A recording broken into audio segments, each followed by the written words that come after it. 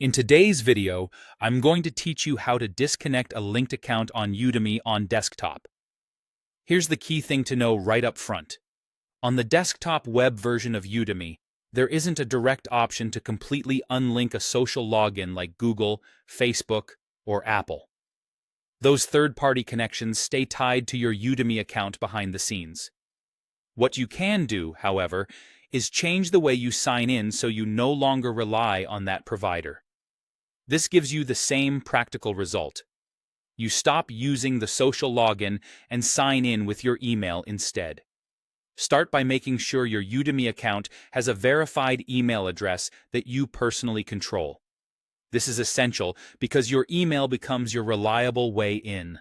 If you originally signed up with Google or Facebook, open your Udemy account settings and check which email is listed there.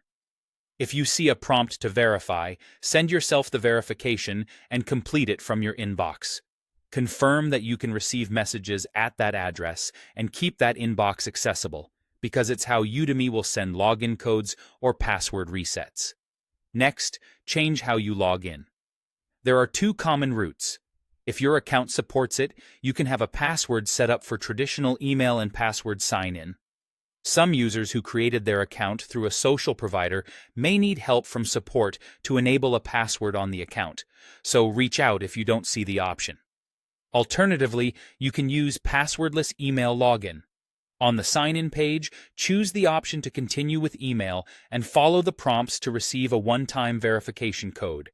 Enter the code from your inbox to access your account. This method avoids using Google, Facebook, or Apple while keeping your access seamless. From here on out, simply stop using the social login button.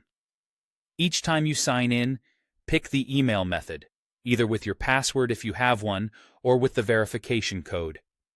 It's important to understand that this does not remove the social link on Udemy's back end.